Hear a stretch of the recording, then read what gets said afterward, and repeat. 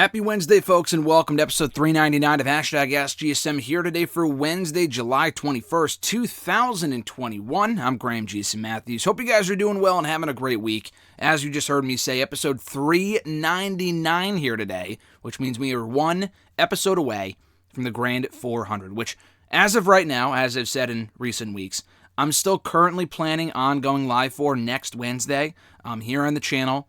I always have trouble going live here with YouTube stuff, just with like the software and the website itself, and it cuts out sometimes, and I don't always have the right like equipment and shit, but we're going to try. It won't be on video, but it probably will be obviously audio and whatever. So join me for that next Wednesday. What time? I have no fucking clue. I might have a better idea like the day before, so stay tuned to my social medias on Twitter, Facebook, shit like that, on Tuesday night. And I should probably get a better idea by that point what time I'll be able to go live on Wednesday. It could be later. It could be like noon Eastern time. It could be earlier than that. It shouldn't be anything later than like 12, 1, 2 o'clock. I don't expect to go late unless something huge happens. Like, for example, like sometimes I do interviews on Wednesdays. So sometimes, in that case, I would probably have to push it later or do it earlier for a shorter period of time. I don't want any interruptions, though. We usually go along with these streams, whether it be the questions you guys send in or send in live. And I don't expect many of you to join in, but even if it's a couple of people, it should be a fun time. So join me for that live right here next week, youtube.com/GrahamGSM Matthews for a live 400th episode of #AskGSM. Don't miss it. But until then, guys, we got episode 399 to tackle here today by answering your questions. Real quickly before we get to your questions, coming up on Friday here on the channel, we got my exclusive interview with the all-new Mr. Money in the Bank SmackDown superstar, Big E, talking about his big Money in the Bank win. We talk about his journey over the last year. We talk about everything. What's in the briefcase, what champion he could cash in on, Our Heroes Rock, and so much more. It was a really cool conversation. It was the third time I've interviewed him in the last year. The first one in audio form I don't think is here on the channel yet. I don't think I've uploaded it yet. The second one we talked right before Mania this year, and that was where he broke the news that Wale would be singing him down the ramp at WrestleMania 37 while he was the Intercontinental Champion. It was a really cool conversation.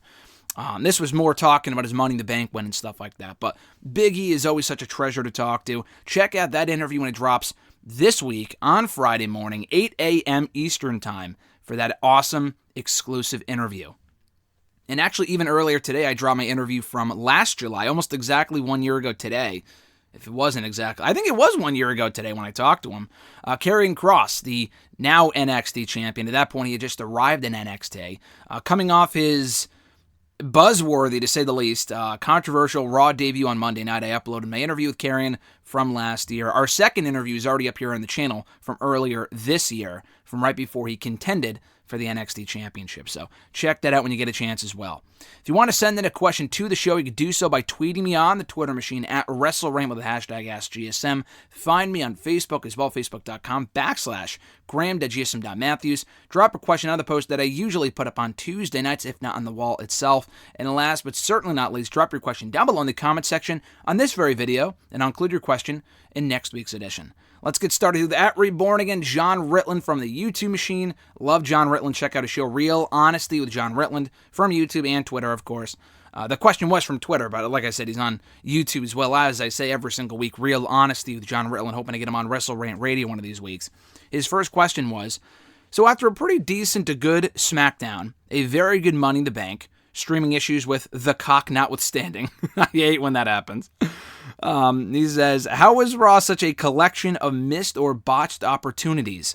It wasn't the worst, but given what it could have been, it was bad. Yeah, in my opinion, I did not think it was a good show.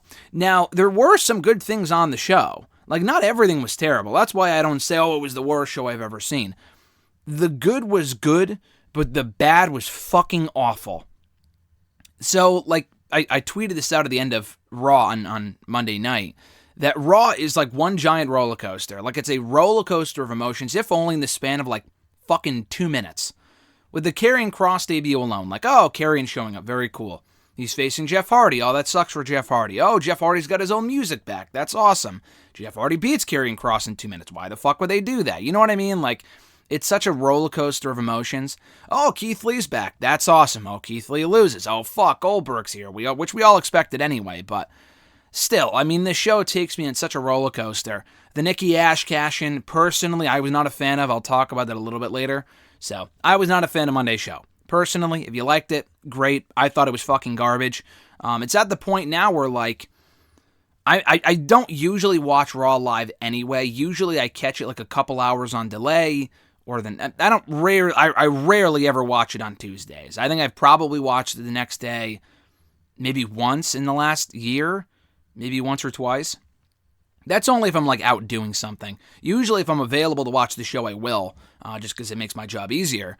But just after this past week, I don't know if I want to. I mean, a lot of the booking decisions are just so fucking nonsensical and stupid. The show sucked, and I even said going into Monday, I told Alexis, because we watched all those shows together. We didn't watch SmackDown together, but she watched it on her own.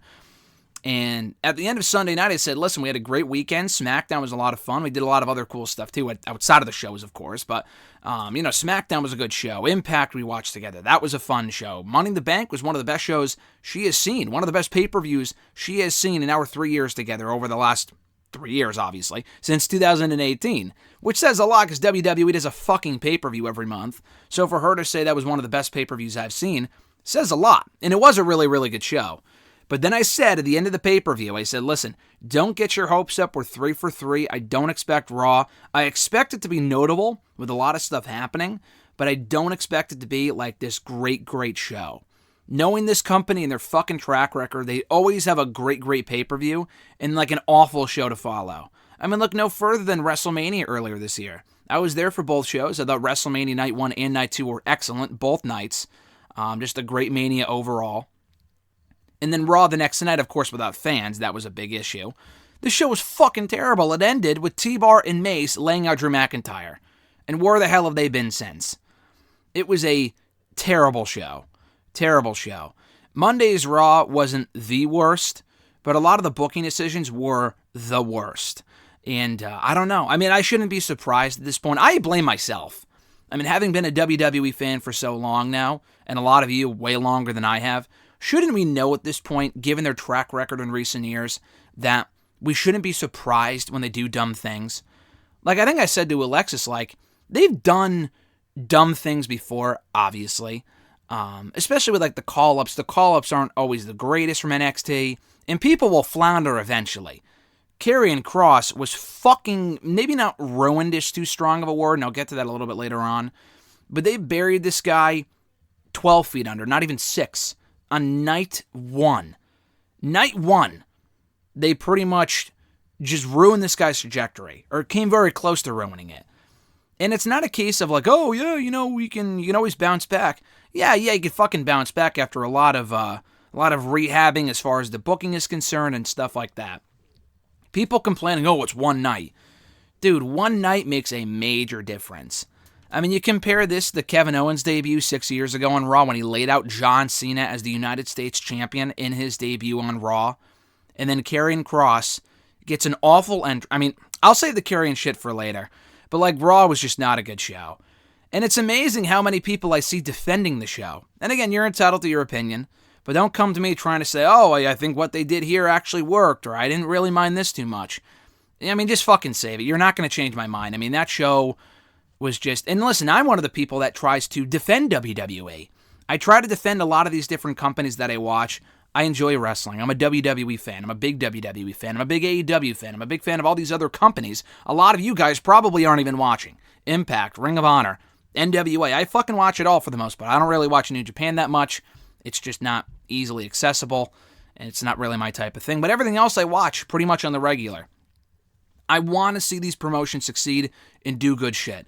Almost all of these promotions, including shows within the WWE umbrella, are very good week to week. Monday Night Raw, even with fans, yes, it was a better show. As I've said before, it's definitely going to be better even with fans. At least they could shit on the stupid stuff. I don't know. It was just a crazy show. Just a crazy show that made me feel a lot of emotions on Monday night. I felt like I went through the 5 stages of fucking grief on Monday. Just watching Monday Night Raw. Holy shit, it was something else. Let's get to his next question before I go any further in on Raw. I got to save the Karrion Kross stuff for later. His second question was, now that AEW is back on the road, do you think they can hold steady at 1 million viewers each week? Or do you think they'll be able to get even higher? I mean, anything's possible. I don't want to say, oh, yeah, they did 1 million viewers last week, so it's going to be 1 million viewers weekly from here on out. I don't think so. I would love to think so optimistically. I would love to say, oh, yeah, they're going to get 1 million viewers from here on out. But then they also did like over 1 million viewers, like 1.2, what was it, 1.2, 1.3 for that first show that did not run opposite of NXT right after WrestleMania. And that was like the only show they did over 1 million viewers. I don't even think Blood and Guts did over 1 million viewers, and that was heavily hyped for like a month. So the Dynamite ratings are inconsistent because sometimes they'll be like under 800,000. Other weeks they'll be over 1 million. It's not as, it's not like that inconsistent where they're doing 500,000 a week and then 1 million the next. But the good news is that they haven't gone that low and have stayed that low. Like NXT, their ratings keep getting lower and lower on Tuesdays, and they really haven't shown many signs of improvement, which is not good. Like, they have not done 1 million viewers since they arrived on arrived on USA Network 2 years ago. Even not running opposite of AEW. They're doing worse numbers than they were running opposite of AEW. That's not good. And they've done a lot of good stuff. The show's not a bad show, but the ratings just don't reflect that at all. Dynamite, to their credit, have not really gotten past a certain point, but they also haven't gone lower than a certain point either, if that makes sense. They've been able to really maintain their ratings for the most part in the same range from 800,000, 700,000, 1 million some weeks. That's good. I was very surprised to see that show do over 1 million viewers. Just because, listen, it was one of the best Dynamites I've seen probably ever. But the difference between a great show is that people aren't watching because it was a great show this week. They've already tuned in. How do they know it's going to be that great of a show? It's all based off the success of the show the week before and the advertisement for what's on tap for that show coming up. And honestly, even on paper, I'm thinking, it should be a good show and I'm going to enjoy it. They're going to have a crowd, obviously. But it wasn't like this all-star lineup. But then watching the show, I'm like, wow, this clicked really, really well, and I could not have imagined a better show doing a better rating. They got a great rating for that show, and it was well-deserved because it was a really good show. I can only hope coming off that great show last week, they'll do similar numbers tonight. I really hope so, because I thoroughly enjoyed that show.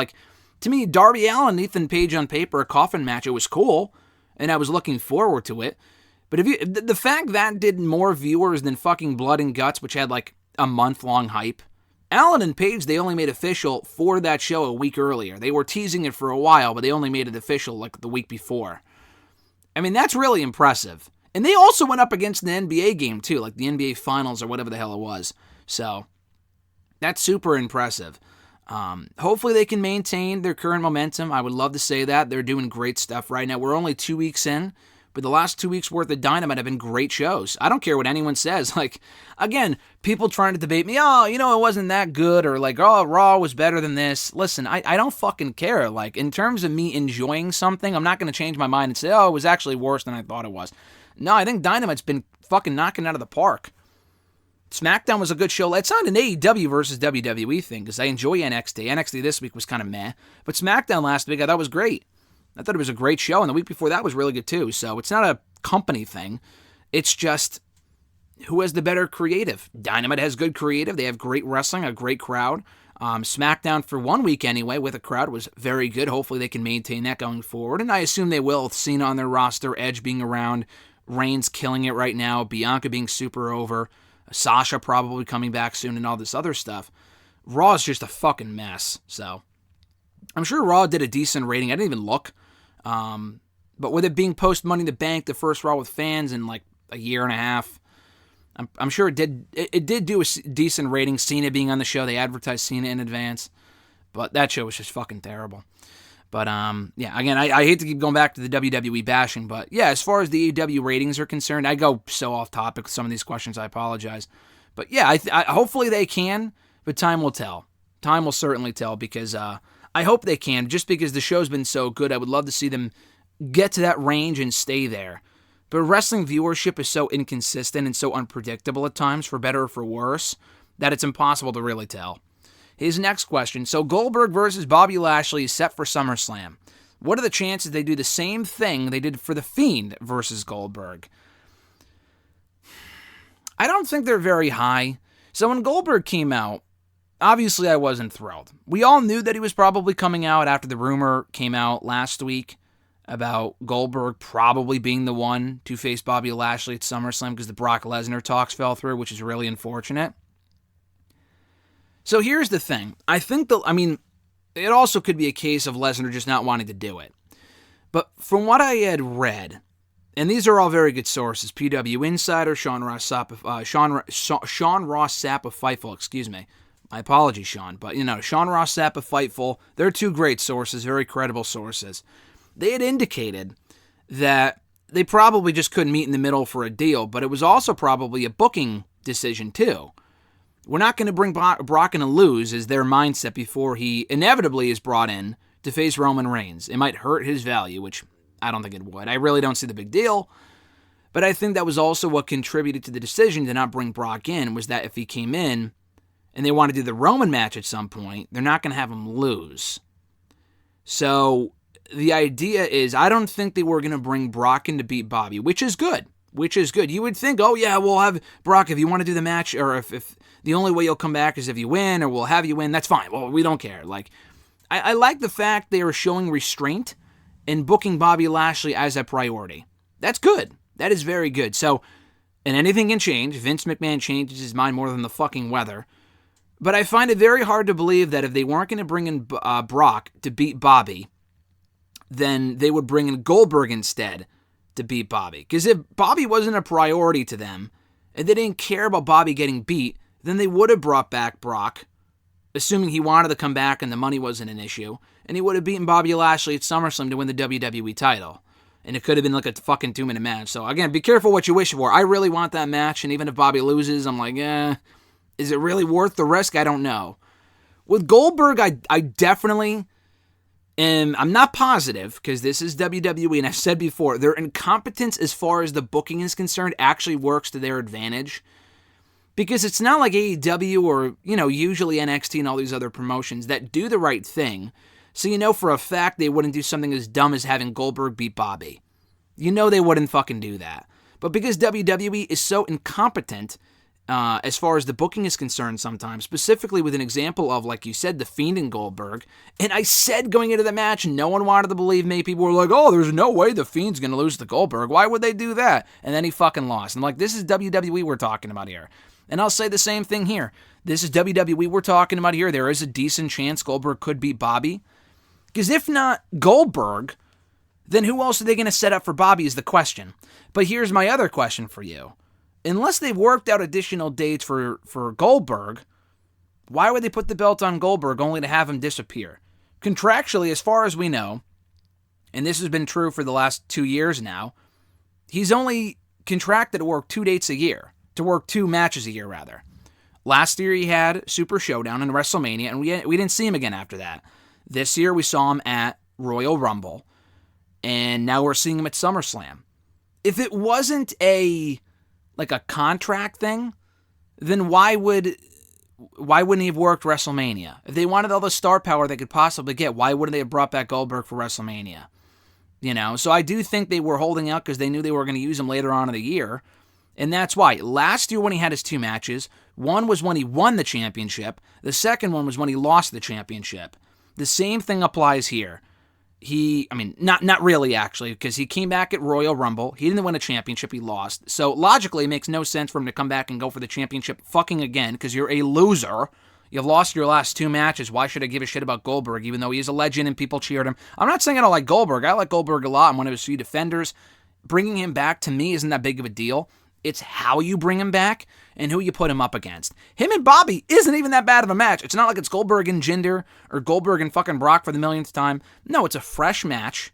But the fact it's for the title is what bothers me, because I really wanted Brock. And you also have Keith Lee back. Why the fuck wouldn't you put Keith Lee in that spot if he's back? You could have had him come in, lay out Bobby Lashley, and he's a big deal from day one. And the idea, but Keith Lee isn't Goldberg. You could still have Goldberg on the show.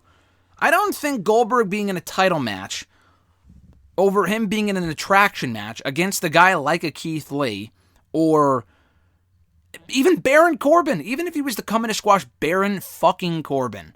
I don't really think it's going to make that much of a difference whether he's in an attraction match at SummerSlam or is in like an undercard match or a secondary match like he was against Dolph 2 years ago at SummerSlam, which was the perfect use of Goldberg. Why haven't we gotten more of that? He's been in the championship picture ever since. Why?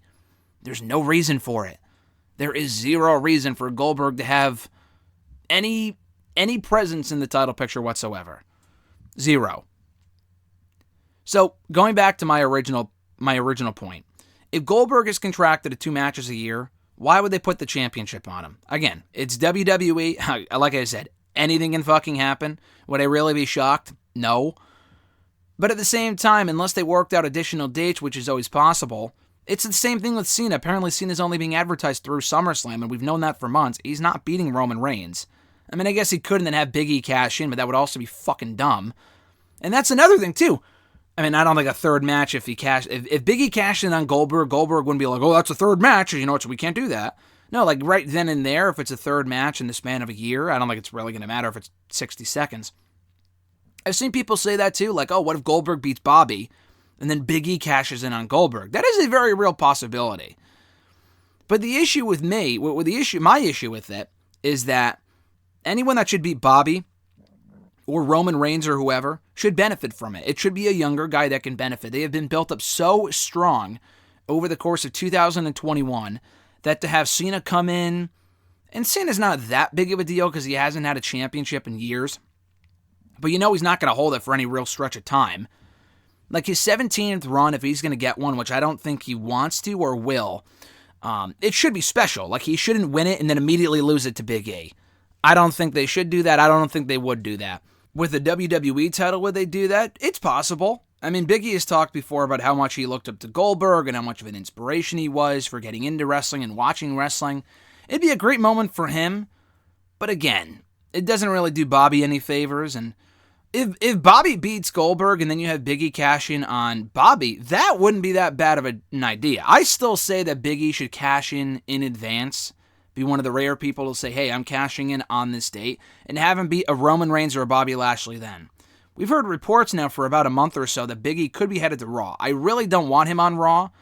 First of all, Raw is a fucking mess creatively.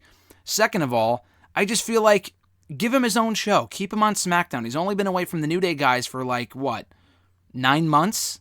That's a while, but they were also together on the same show for 7 years.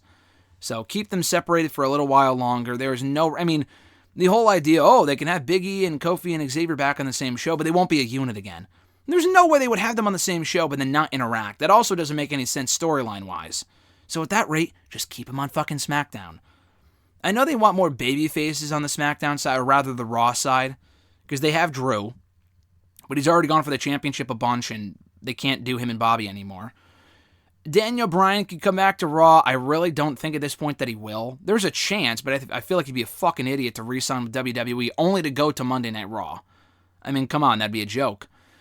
With how bad the show is right now. Finn Balor went to SmackDown carrying crosses on Raw as a heel, but they kind of ruined him from day one, in my opinion. Again, not ruined, I shouldn't say that, but mismanaged him, misbooked him, whatever. And I'll get to that later. Jeff Hardy is not a top guy at this point, and I love Jeff Hardy. He got a great reaction on Monday. He's just not that guy. In 2021, they don't see him as that guy. I don't think they would book him as that guy. Who the fuck else even is there? Keith Lee? I hope. I mean, he lost in 5 minutes to Bobby on Monday clean, so how much of a star do they really see him as? But, he's an option. Riddle's busy in the tag team division. Orton's busy in the tag team division. The Fiend isn't around right now. AJ's in the tag team division. They need more elite level baby faces for Raw, so I could see why they would bring over Big E, but I still don't want them to. But to go back to your original question, I hope Goldberg doesn't beat Bobby. I don't think he will beat Bobby. I think it's going to be a decisive win for Bobby, and I think he's going to go over in a couple minutes. If it's a Brock Goldberg match from WrestleMania 33, that's how it's booked, then fucking sign me up. That sounds awesome. I think that could be a lot of fun. As long as Bobby wins clean, and that is it for Goldberg in the title picture for fucking good. There is no reason for this guy to be brought back every time. It doesn't help his value at all either. Because again, the last 3 matches, if you include this one coming up, he's lost. He lost the Rumble, and he lost the WrestleMania last year.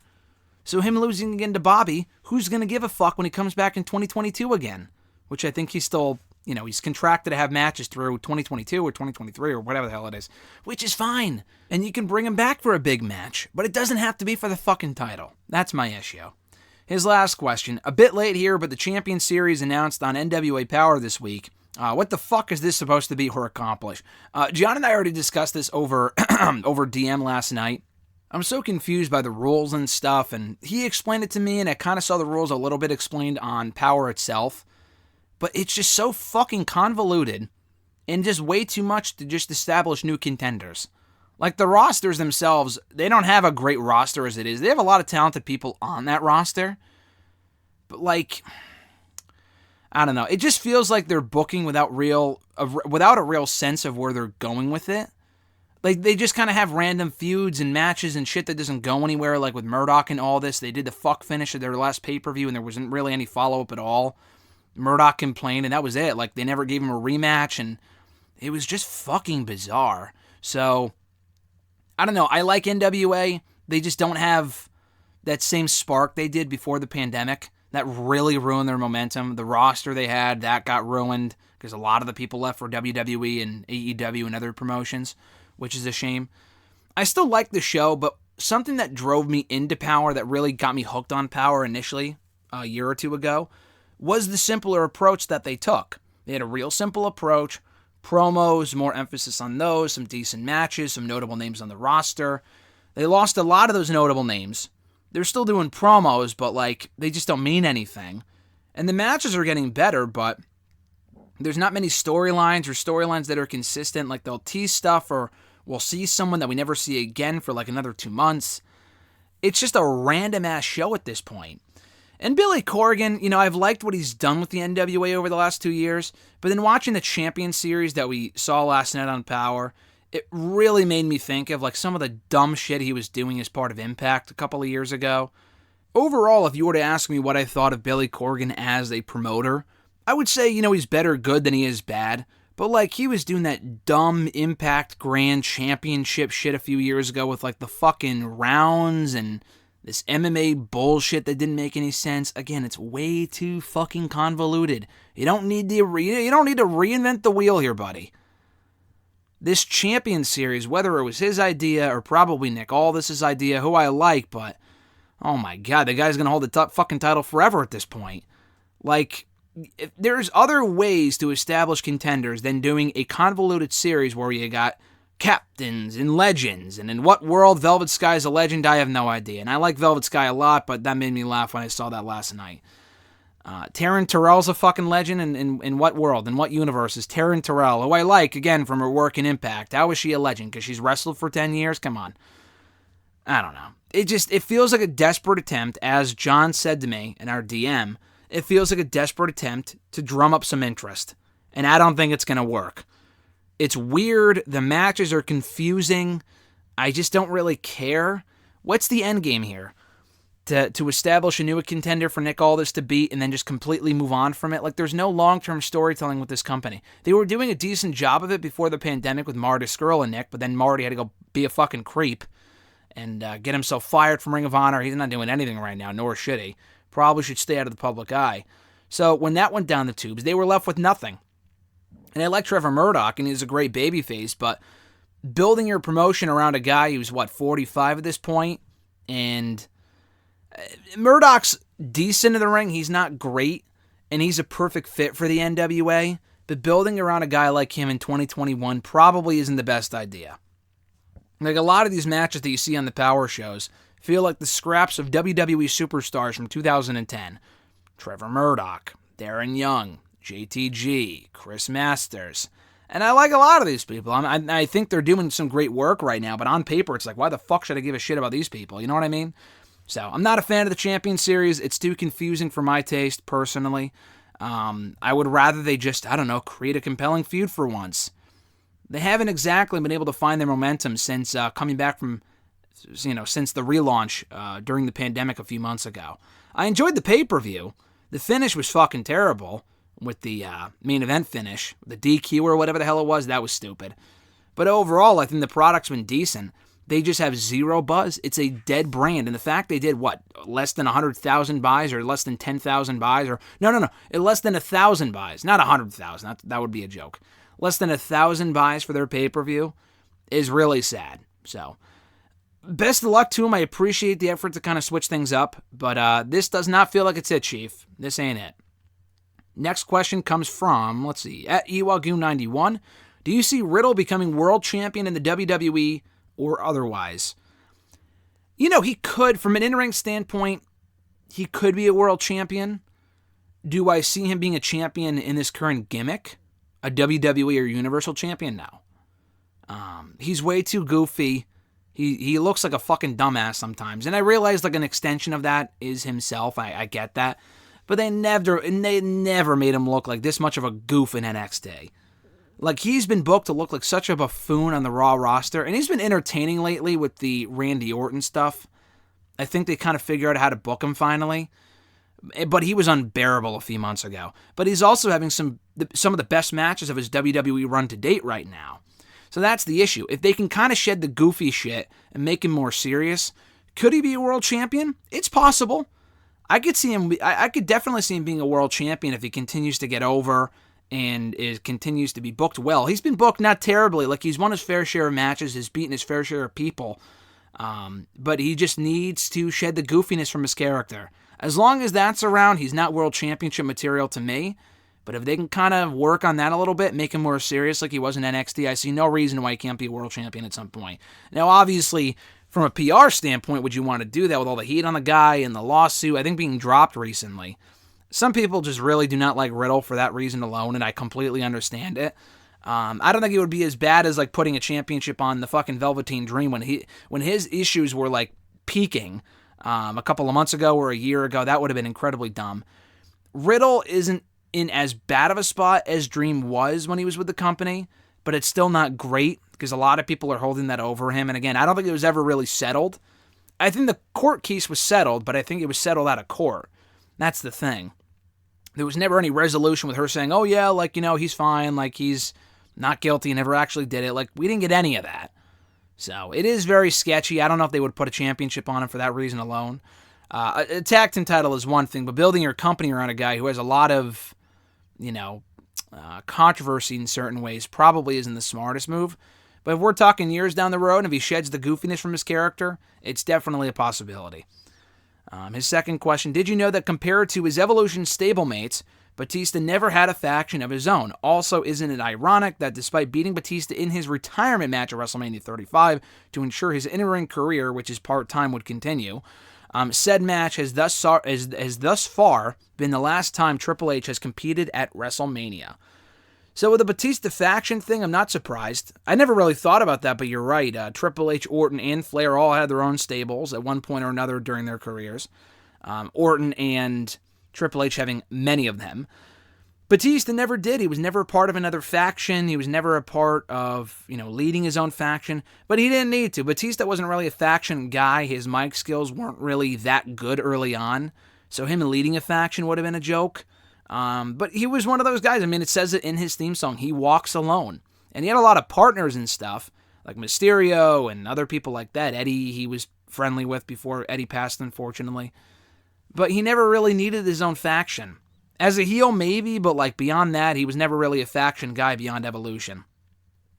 As far as the Batista Triple H thing goes, it is ironic to a certain extent. It's not like Triple H, like you said, he hasn't competed at WrestleMania since.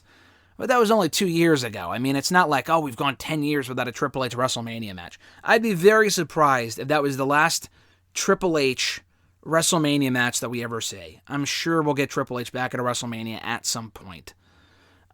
Batista obviously has not wrestled since. Triple H has. He actually did wrestle a match right after that at the Super Showdown show in June of 2019 against Randy Orton. I think he lost to him. I think Orton won. Pretty sure Orton beat him. And that was the last formal match he had. I know he had a couple of matches on a house show later that month, and they were in Japan. He was teaming with Styles and the fucking club and whatever. But beyond that, I don't really think he's wrestled much since. I'm pretty sure. He had that one quick thing with Orton earlier this year on Raw, That went nowhere. We haven't seen him on the show since. That was a complete waste of like a Triple H appearance. It felt like a desperate attempt to kind of garner ratings and whatnot. But yeah, so it's not that ironic just because it's only been 2 WrestleManias. There was no way he was going to wrestle at the pandemic WrestleMania. There wasn't really a match that made sense for last year. For this year, he could have wrestled. There just, again, it wasn't a match that made sense. So Triple H, I'm sure, isn't fully retired. We will see him wrestle again. He's not, completely retired. I would constitute him as semi-retired. I think it makes more sense to say that he's semi-retired and that we'll probably see him back in the ring again. How soon? I don't know. That's the real question there. Let's see. Next question from @TheAverageGrunt. This was a good one. He said, since today happens to be my birthday when I submit this question, what's your favorite wrestling moment that has happened on your birthday? Also, have you ever looked back to see what all has happened on your birth date throughout the years, whether you've been alive or before you were born or whatever? Like past wrestling shows, world events, movie releases, what the number 1 hit song was at the time, etc. I know the number 1 hit song at the time that I was born, so I was born June 2nd, 1995, was not Getting Jiggy With It. Was it Getting Jiggy With It? Oh, no, This Is How We Do It. Na-na-na-na-na-na-na. Yeah, that song. I'm pretty sure that was the number 1 song when I was born in 95, which is hilarious because it's a catchy-ass song. As far as like stuff that's happened on my birthday, well, first of all, happy birthday, my man. I said that to you on Twitter yesterday. Happy birthday again, formally here on the show. Happy birthday from the show to you. So I actually did a show. It's funny asking me this now because I did hashtag on my birthday last month. June 2nd fell on a Wednesday this year, so I did the show on my birthday 7 years ago as well, hashtag in 2014. But I did it again on my birthday this year, which is funny. So as far as stuff that's happened on my birthday, that would be like notable. The Shield broke up on my birthday, 2014. I did not watch Raw live that night. I think I went out for dinner with my family for my birthday. And then I got back, I watched Raw, and I'm like, let's see what Raw has in store for my birthday. It's the day after the Payback pay-per-view. And then the fucking Shield broke up. I was heartbroken. Worst ending to a birthday ever. Maybe not actually. Maybe it was. I don't remember, but yeah, that was pretty depressing. That's probably the biggest thing to ever happen on my birthday. I looked up right before I started recording, like what else has happened on June 2nd over the years. TNA had a pay-per-view on June 2nd in 2013. That was in Boston, actually. I was considering going to it, but then I got tickets to Raw instead in Hartford the day after my birthday. So that made more sense. So we didn't go to the pay-per-view. But, that was a good show. I think AJ debuted his Evil Ways music on that show. He had a good match with Kurt Angle that night. Beyond that, though, that's really about it. Not much really else has happened on June 2nd that would be, like, notable. As far as, like, my favorite wrestling moment that happened on my birthday, I don't know if I would say the Shield breakup or that TNA pay-per-view. I remember when I first started watching wrestling in 2008. So on June 2nd that year, I was at a baseball game or whatever. I had a baseball game that day. And Raw was that night, and they actually did John Cena and Jeff Hardy, I believe for the first time ever, one-on-one that night on Raw, which was a big deal. And I think I watched it after the fact. I don't remember. But I remember that match and that being a good match. And I also went to my first ever show on my birthday June 2nd, obviously, in 2018. On my bucket list, I've always wanted to go to a show on my birthday, and I got to do that in 2018. 2019, TakeOver 25 was in Connecticut, which was amazing, but it was the day before my birthday on June 1st, 2019. I constitute that because it was my birthday weekend. It was a Saturday. That was an amazing show. We got, Gargano and Cole that day. The Profits winning the tag titles would probably be my favorite memory, although it wasn't exactly my birthday. 2018, it fell on my birthday itself. It was a TV taping in New York City. I went with my older brother. We had a blast. And, just a great show. No one real match or moment from the show that really stands out. Just overall, it was a great experience. So that's probably what I would say. As far as stuff that's happening again on my birthday, like I said, I look back. I think Hulk Hogan beat Antonio Inoki for, like, the IWGP Championship or something. It was something with Inoki and Hogan from, like, a long time ago. There really wasn't much else. I saw that I think R-Truth, as Ron Killings, won the NWA World Championship on my birthday in, like, 03 or 04 or something like that. Other than that, really nothing. which, I mean, actually this year we got a bunch of releases on my birthday. Aleister Black and Braun Strowman were both cut on my birthday, which was not a great way to kick off the day. But it was newsworthy if nothing else. So, again, happy birthday, Grunt. We appreciate you and hope you had a great day. At noob_n_co1991, what are your thoughts on the partnership between Impact Wrestling, AEW, NWA, and New Japan being announced for Bound for Glory this year? Will it make Impact Wrestling watchable? You know, I've said this before. You guys are doing Impact dirty. I think it's been a good show. They don't have a lot of buzz, but hey, they got some buzz after that pay-per-view ending on Saturday. With the Jay White appearance and the Omega Callahan match being what it wasn't my cup of tea, but it did get a lot of people talking. Chelsea Green showing up, Mickie James showing up, Thunder Rosa showing up, No Way Jose, Finjuice returning, Aiden English showing up soon. That's a lot of notable people, and I'm probably missing a few. But they had a lot of different debuts and surprises and returns on Saturday, and it was a lot of fun. I thought it was a really good show overall, and I liked the ending too. It really got me looking forward to what's going to happen on Thursdays moving forward with Impact. To say that it's not watchable is really not accurate. I think the biggest issue with Impact was that it didn't have fans. Like, the overall show has actually been the best that it's been weekly in many years. I'm going to tell you that right now. Because, like, Impact for a long time, dating back to, like, 2014, 2015, 2016, they'd have a good stretch of shows, but then they would be right back to doing dumb shit, or, like, doing something stupid behind the scenes that would get them kicked off a network or something like that. We haven't had that with Impact in a while. They've actually had a really good stretch of shows over the last couple of years, but specifically recently with the weekly shows. It's been a lot of fun to follow, logical booking, good matches, some real good talent there. The lack of fans was really what was hurting it. And even though it was a couple hundred people, at least they had fans there that were, you know, not electric, but they were loud and they were rowdy and they were invested on Saturday. That really makes a major difference, as seen with SmackDown and Money in the Bank and AEW and all this other stuff. So anyway, I like the fact that we're getting a lot of companies working together. I said that before. I said that on Saturday. It could only mean good things for wrestling. And it's not always a great thing, because sometimes you run into issues where, like, certain companies don't want to work together because they have creative differences, and certain talents don't want to work at certain places because they used to work there and they don't want to go back there and shit like that. I totally get it.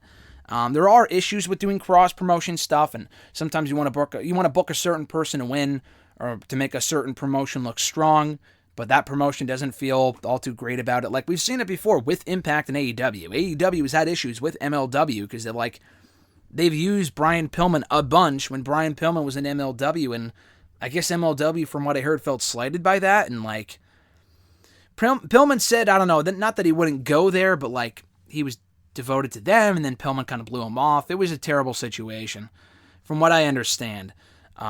So those are the issues with working with other companies. So a lot of these places are like, fuck it, I'll just do my own thing. But it is cool that Impact's getting in bed, so to speak, with AEW, NWA, New Japan. That's a lot of talent right there. To see such a presence from all those promotions, and including Ring of Honor to a certain extent, because Chelsea Green also does dates in Ring of Honor. To see her a part of the Slammiversary pay-per-view was cool. It would be cool if Ring of Honor could work together with them as well. They've kind of been doing their own thing. New Japan cut ties with them about a year or two ago, which was not good. Not great for them at all. I would love to see more cross-promotion with Ring of Honor and these other promotions, because they're kind of getting slept on right now. But it's going to be exciting at Bound for Glory. I'm not exactly sure what that means, but I'm sure we'll be getting some AEW talent, NWA women talent at Bound for Glory, New Japan as well. And they're bringing in the big guns. Like, they were bringing in some lower-level guys like El Phantasmo, who's cool, but he's not like this top guy in New Japan. Or who did they bring in recently? They brought in a bunch of people. Finjuice are cool. There was the other guy. Oh, man, the guy that was teaming with Eddie Edwards recently. Was it not Shingo? That's the New Japan champion, right? That's the IWGP champion. I forgot who it was, but it was someone I had never heard of before. Nagata? I don't think it was Nagata. It was somebody else, but, like, I had never heard of them before. They had a good run there. But, like, I want to see, like, a Tanahashi. If they're going to do this crossover for a little bit more than a few months, a Tanahashi would be awesome. Or, like I said, a Jay White was sick when he showed up on Saturday. Maybe not an Okada. He might be a little too big for Impact. I'd rather see him do something in AEW. But someone along those lines showing up in Impact would be fucking sexy. And I think Jay White showing up on Saturday was a good step in that direction. So I'm looking forward to it. And like I said earlier, I think all these companies working together, when WWE just doesn't play well with others, can be nothing but a good thing if done the right way. If they can play nice and they can work well together, I can't see why this can't be a positive for wrestling. Let's see. Their next question, with more and more superstars being quietly moved to other brands, what's the point of the draft this year? That's exactly what I said on Twitter yesterday. No fucking shit, it's about the ratings. Obviously, the sky is blue. I'm talking from a storyline standpoint. Why would you do a draft? People are switching shows left and right. Karrion Kross showed up on Raw this week. Mandy Rose went to NXT. Finn Balor went to SmackDown. What's the fucking point of people getting drafted? They should have done the draft like this week. Why not just bump it up to July?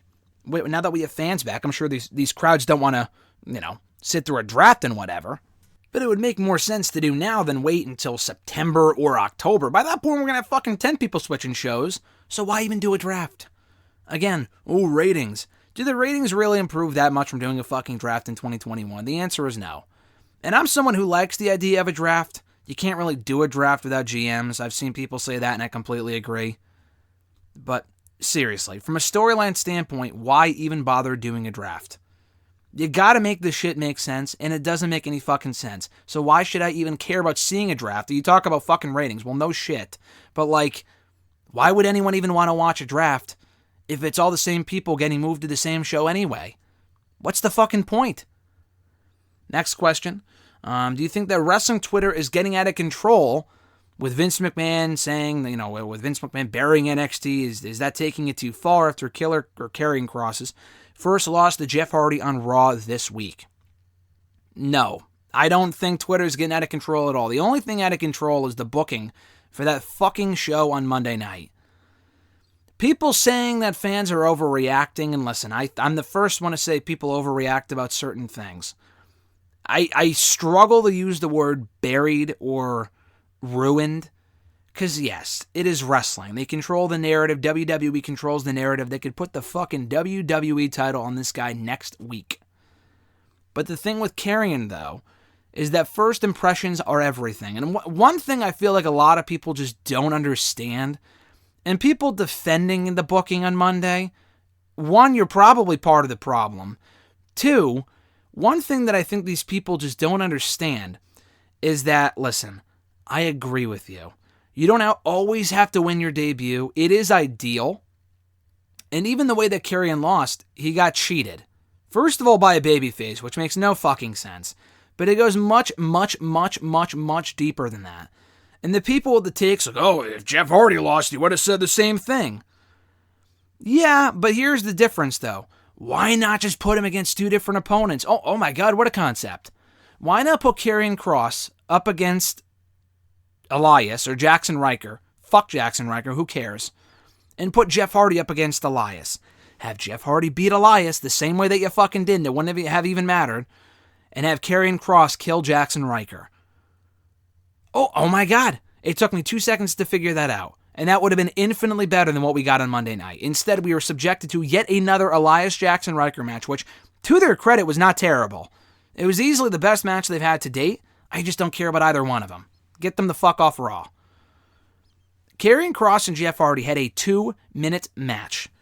And again, it goes back to what I was saying earlier. It's not even a matter of he lost and he can always rebound. He can get the win back next week. First of all, that's 50-50 booking. Second of all, which could work in certain instances, not here. That is the pure definition of 50-50 booking, is having Karrion lose this week and then having him beat Jeff Hardy next week. What the fuck was accomplished? But it's not even that. Literally almost anyone else from NXT, I wouldn't want to see them in that role, but it would have made more sense with literally anyone else from NXT. If Johnny Gargano got called up, it wouldn't have been great. I would have been like, this guy's fucked. But I wouldn't have been as disappointed or as upset as I was on Monday. Because Johnny is more of a comedy heel. If he got beat by Jeff Hardy the way that he did, who cares? Would he be able to rebound? Maybe, maybe not, who knows? But Johnny Gargano, although he is a top star in NXT, they would know what kind of role he's in on Raw. That would be the role that he's in. A feud between him and Jeff Hardy would sound pretty cool on paper, honestly. But it's all right, no big deal, whatever. I mean, it's still stupid. But, it's not that big of a deal. Literally anyone else on NXT. Santos Escobar, even Bronson Reed. Like, I love these people, and to have them debut the way they did on Monday is not ideal at all. And you know for a fucking fact, and anyone thinking, oh, well, let's see where it goes, have you watched the product? I'm the biggest proponent, more than anyone, of it's all about the aftermath. But when have they ever done this to an NXT call-up and they recovered? Name me one person they have done this with. All the people they have debuted in the last 6-7 years from NXT that have succeeded and done well were not built up this way. Did the Shield lose their first match in the main roster? Did they bring in to lose to John Cena and Team Hell No, or Ryback and Team Hell No? The answer is no. And they were the 3 biggest stars in WWE and still are today. I mean, John Moxley's in AEW. But Rollins and Roman are the 2 biggest stars in WWE today, outside of the part-timers. Did they bring in Charlotte to lose to? I mean, technically, yes, they did. She did debut at the Slammy Awards in 2014, and she lost to, like, Natalya as the NXT Women's Champion. That was dumb, but Charlotte wasn't undefeated, and she wasn't even getting called up at that point.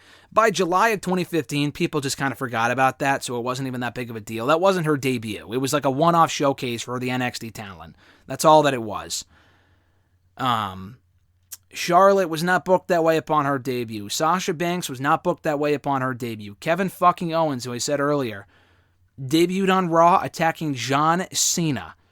Beat John Cena in his first match. They had him lose the subsequent matches, but he wasn't buried. He's been pretty damn successful. Who else has ever debuted from NXT and lost their first night in? Keith Lee's debut last year sucked because of the new music and the new attire, and they had him. I think he actually lost to Randy his first night in by DQ. It was weak as fuck, but at least he didn't get pinned. That would have been the kicker. Karrion Kross got pinned. But the biggest difference between Keith Lee, Santos Escobar, Johnny Gargano, and literally anyone else from NXT and then Karrion Kross is that Kross was undefeated for a year and a half. And then they broke the streak in one night in a 2-minute meaningless match to a guy that is also a fucking loser. I don't understand how anyone can even defend this. I just don't get it. Jeff Hardy has been booked to look like a loser. Should he continue to be booked like a loser? No. But have Jeff Hardy beat Elias. Have him beat Cedric Alexander for all I fucking care. I mean, Cedric's probably on his way out anyway, but have him beat Shelton Benjamin, Angel Garza. There are a million other people on Raw Jeff Hardy could have beaten. Same thing with Karrion Kross. Why were they paired together? As soon as Jeff Hardy's old music hit, no one gave a fuck about Karrion Kross. His entrance was 10 times better than Karrion's. Karrion's entrance was lame as fuck, and I feared that they would do this to him when I saw him on Main Event. And I'm thinking, okay, maybe it's the Thunderdome, maybe because it's Main Event, no one watches it, so it doesn't really matter that, that he's getting this lame-ass entrance. Nope, they didn't give him the whole smoke and mirrors on Raw either. He literally walked out looking like a fucking bum. No Scarlett. The whole reason Scarlett is with Karrion, as a lot of people have pointed out, both fans and the talent themselves on the show, which is weird they would even acknowledge this, but it's to hide his weaknesses. Karrion is not the most exciting performer in the world. I'm a big Karrion Kross fan. I think the guy is great. But there's no doubt that without Scarlett, he's fucking doomed. Without his entrance from NXT, he's fucking doomed. People thinking, oh, they got to beat him on night one because you don't want to put this albatross on him by making him undefeated. You couldn't have him win his first match against the guy that lost to, let me check my notes, Jackson Riker 2 months ago? Jeff Hardy lost to fucking Veer and Jinder Mahal a month or two ago. On Main Event and even on Raw. If it's on Main Event, it doesn't matter. Well, it happened on fucking Raw. I don't know what you were watching, but it happened on Raw 2 or 3 months ago. Jeff Hardy lost to Jinder Mahal in a matter of minutes. So to have that same guy beat Karrion Kross is a joke. I mean, come on, man. It's booking 101. What I think bothers me more than anything, one, I'm bothered with myself because I probably should have seen this coming. Two, what was the second thing? Jesus Christ. I'm so, flustered over this whole thing. Oh, two, why they would even do this. I probably should have seen it coming, but whatever. The third thing, that fans are even defending this. I mean, I've seen fans defend some dumb stuff over the years, and everyone has their matter of opinions. But the people that are rightfully complaining about NXT legit being buried, the guy's the fucking NXT champion. He was made to look like a joke on Monday. He was no different than friggin' Sean Dean from AEW losing on Dark, or losing on Dynamite to Ryan fucking Nemeth. I mean, that's he cheated, so it's okay. Come on, give me a break. You can't possibly... These people that are defending it are the same people that are like, we get the same matches on Raw every fucking week. So you're telling me that you would look forward to a Jeff Hardy Karrion Kross feud where they're going to trade wins back and forth for the next 6 months? Who cares? They both need meaningful feuds, and having them feud with each other is not the answer, Chief. I mean, it's not even defendable. You can't defend this. It's one thing to say like, I don't know. People coming out of the woodwork to defend this company for something so stupid is just... You're part of the problem. This is why nothing is ever fucking solved.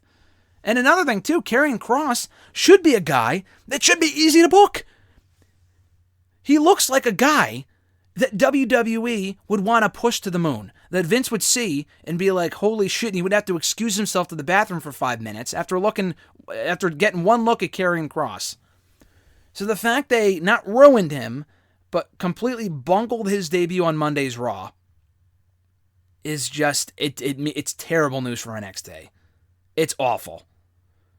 I mean, if they would do that to Karrion Kross, what is stopping them from calling up anyone and booking them that terribly on their first night in? Johnny and Ciampa are probably the smartest men in the world for not wanting to move from NXT for various reasons. Adam Cole, why the fuck would he want... Even Adam Cole coming up and losing on day one to Jeff Hardy, I'd be like, okay, he's a smaller guy. It's a dumb debut. Maybe, he'll be a mid-card guy on Raw, so whatever. Karrion was a monster heel. Monster heel.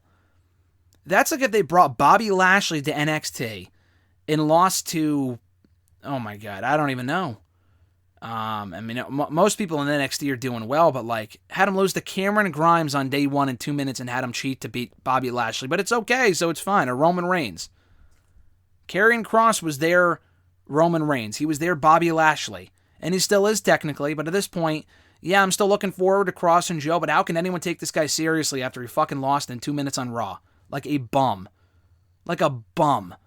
And the whole mentality from WWE, we gotta... Or not from WWE, I mean specifically Vince. We got to knock these people down and rebuild them in our image is one of the stupidest things I've ever seen. How they never did that with AJ Styles, I will never know. I will never know. AJ lost the WrestleMania, sure, but he got to push almost immediately afterward. He was never buried. I am shocked that they pushed AJ Styles from the get-go in WWE. No one else, including from NXT, has been safe. Some people have been booked well. Some people have had success. Bianca's been an example of that. I don't want to say every call-up has been a failure. Bianca's been excellent for the most part. But the idea that we need to call these people up and then have them lose so we can make them a star and not continue off their success from NXT. It's like when Karrion comes out in the next 2 or 3 weeks and he comes out to crickets because no one gives a shit about the guy and he's feuding with a guy that's been on main event for the last 3 months. Why should anyone care? They're going to be like, he's not over. It's Karrion's fault. The guy already is kind of working with limitations. There's a lot of fans that do not like Karrion Kross. They don't like the push. They don't like the anything. They don't like his matches. And I get it. Everyone has their taste. I'm not even disagreeing with you there. I like the guy, but if you don't, I totally get it. But they're proving these people right by not even attempting to make him a star next week.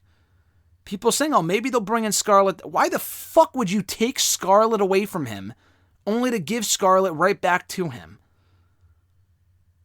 NXT, they've acknowledged the continuity before, so what's so different now? Why is it like pulling teeth with these people to give this guy a win on night one? How many times have I said here on the show over the last couple of months, Karrion would be a good opponent for Drew McIntyre at SummerSlam. Him and Bobby would be interesting.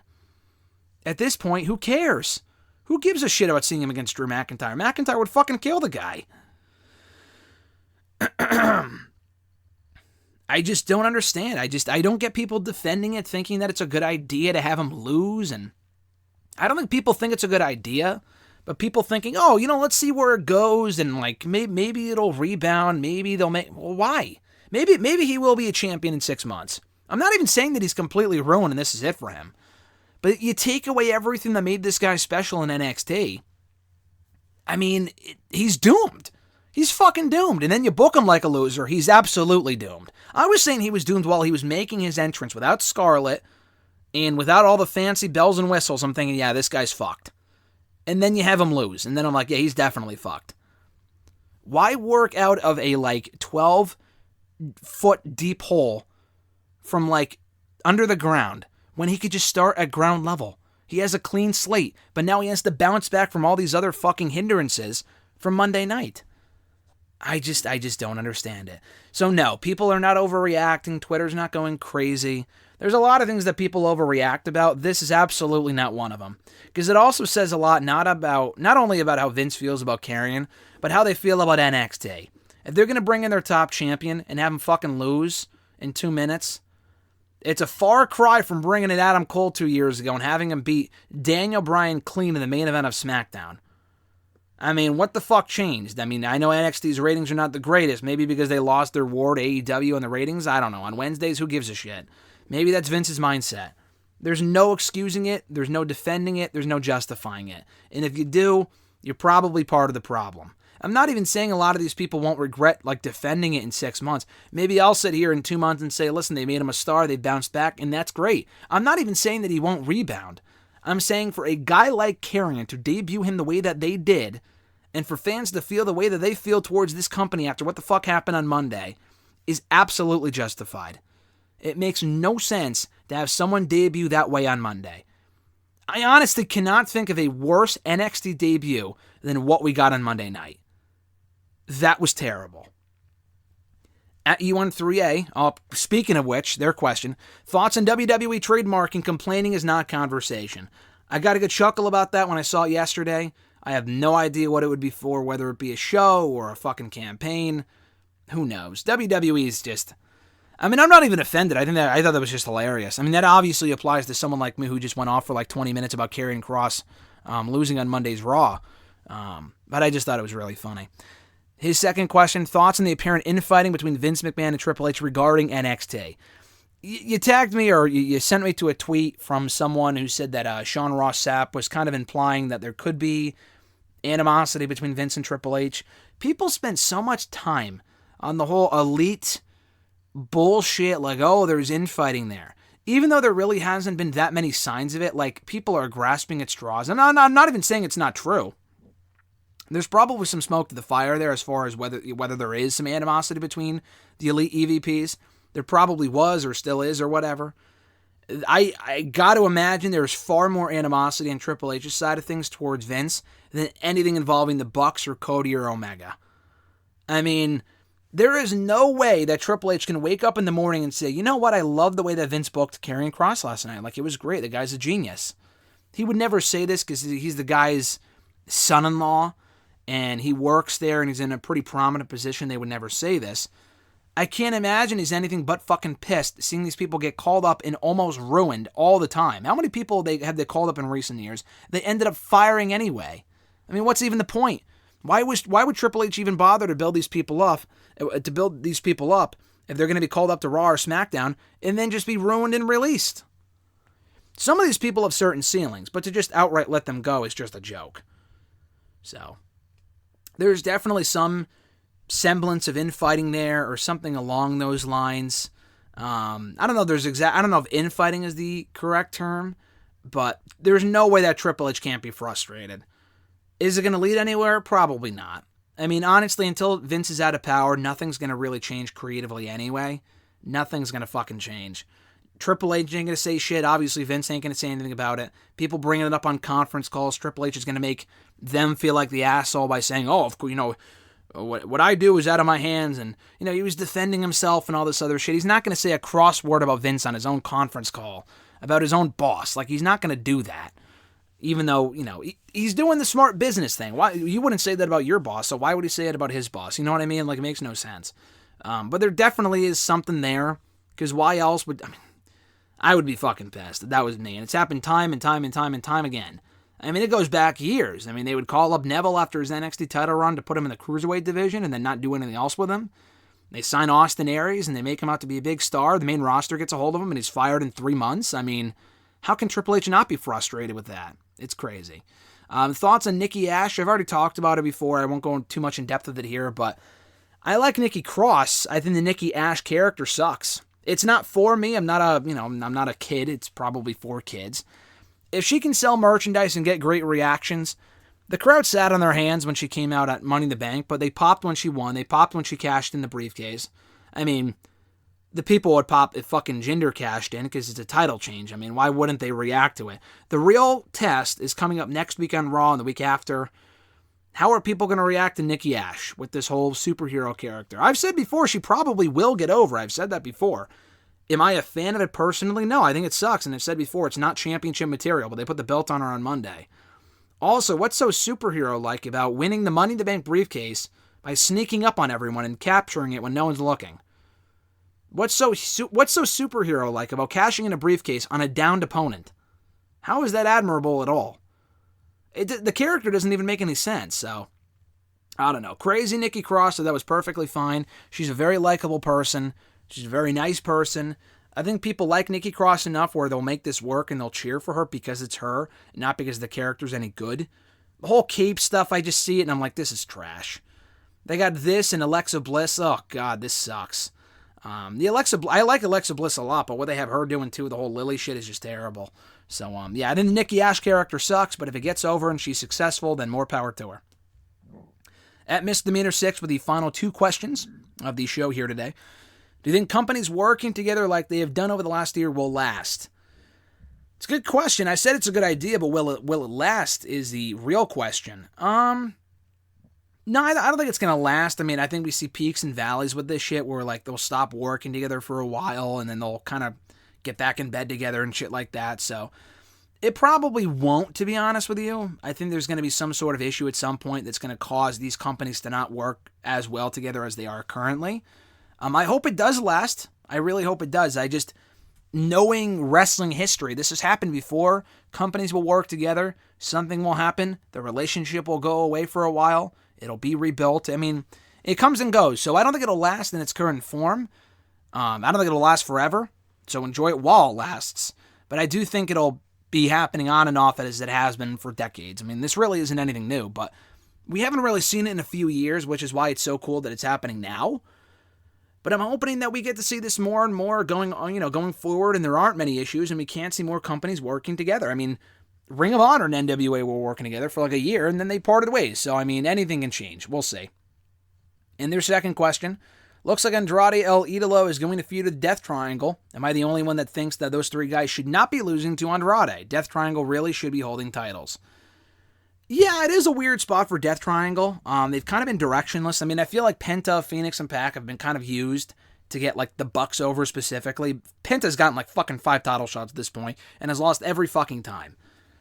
I think literally every version of Death Triangle has gotten a title shot, and they've always lost. Phoenix and Penta got a title shot, I think. I'm pretty sure, and they lost. Pac and Penta got a title shot a while ago, and they lost. Or Phoenix and Pac, maybe. And now Penta and Eddie Kingston, like, they've gotten countless title shots, and they've lost every single time. It's probably time to move on from the tag titles for a little bit. If they had trios titles, they would probably be holding those, I'd imagine. Those won't be coming for a little bit. I'll give it until the new year, but I imagine they'll be coming soon. Yeah. So, I don't know. I don't really want them losing to Andrade, but it is, Andrade's got to be beating notable names. And if they're not doing shit, then they're probably the perfect people to be losing to Andrade. It doesn't really bother me, but I understand what you mean. They should be doing more with them, but they also just have so many people on their roster that it doesn't really surprise me that they're being fed to Andrade. So that's a booking issue, but the matches, if nothing else, should be great. So I'm looking forward to that. And Andrade and Phoenix should be great. Andrade and fucking Neville, I don't think we ever got to see that in WWE. Sounds like it'd be awesome. And then you have, Penta and Andrade could be a lot of fun too. So take my pesos. Those sounds amazing. Those matches sound amazing. Take my money. That sounds great. Should they be holding championships? Like I said, probably. Give it more time. It's not their time. And at least they're on the show at all. There's people they're not even using right now. And at least that gives them some sort of direction, if nothing else. Maybe one of them can beat Andrade. But at the very least, at least someone is benefiting and it's Andrade. It's not like they're being buried and they're losing to someone far inferior. Like it's not like they're being fed to QT Marshall or the Factory. Like that could be far worse. And that's going to do it, guys, for episode 399 of #AskGSM here today for Wednesday, July 21st, 2021. Thank you guys, as always, for checking out the show. I appreciate it. We'll be live next week with episode 400.